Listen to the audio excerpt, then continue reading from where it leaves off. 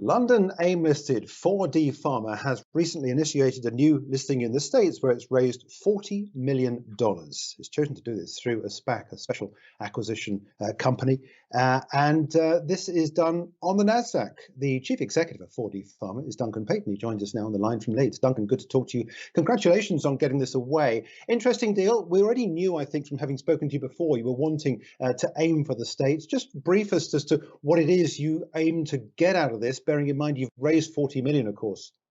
Thanks, Jeremy. Yeah, great process to go through. Going onto the Nasdaq exchange will help increase our global exposure as the leader in the microbiome space. And as we all know, Nasdaq is a really positive environment for growing innovative biotechs such as 4D Pharma. What do you aim to achieve, though, from the dual listing? You've got this double track now that you can follow. I guess you can raise money in both markets, amongst other things. And we already knew, didn't we, that, as you said, that the Nasdaq is a really good hotbed for companies like yourselves to operate in. Is the dual listing significant? I think the dual listing gives us the best of both worlds. We've got our investors in the UK and in Europe who support us and continue to support us. The Nasdaq listing allows us to access new US funds who maybe can't hold stocks in Europe or don't like to trade on AIM. So it just brings the best of both worlds to the company. To what degree will it increase your capability and resources, do you think? In terms of accessing more capital, 4D Pharma, we're here to develop safe medicines for unmet needs such as Parkinson's and cancer. And really being able to access this capital just gives us more capability to do that, deliver what we want to deliver in the oncology program over the next few months, and also commence the Parkinson's program as well. And of course, you do this through this live biotherapeutic pipeline that you've got, which we have again spoken about before. So I won't go into details about that particularly, but I'm more interested in finding out the institutional investors that have been interested in trying to get a slice of the company. Who have you now teamed up with, or rather got on board as part of the business in this listing in the States?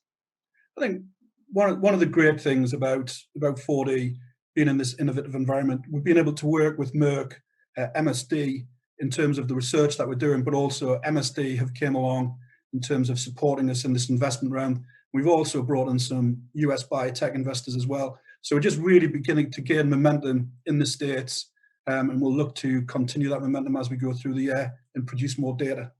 Do you envisage any expansion from the existing pipelines you've got in oncology and also in neurology, or are you going to stick with what you know? Well, we'll stick with what we know for the time being.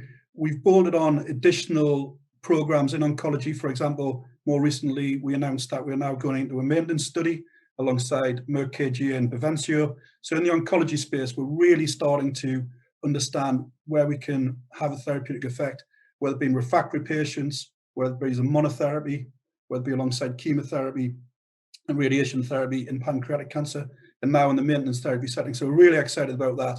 But I think the real push in 2022 is going to be into the space of neurodegeneration, and I think that's a really exciting area to work in with the microbiome.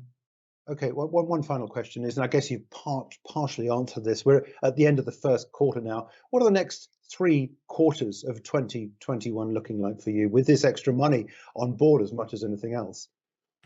Busy. Last year was busy. We had some great results in the Keytruda study with MRX 518. We'll roll more data out of that. We're hoping to get data out in June and then again in September.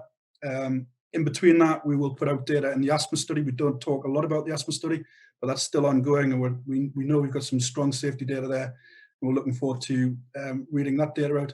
And also by the end of the year, we're hoping to have fully recruited the pancreatic cancer study as well.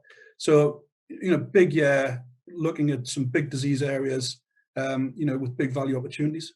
Yeah, I know there's regular opportunities to catch up with you. Certainly looking forward to getting up to speed with you again a little bit later on in the year, just to check on your progress for 2021. But in the meantime, Duncan, look, it's a pleasure. Thanks indeed for joining us, and thanks for your time as Chief Executive of 4D Pharma.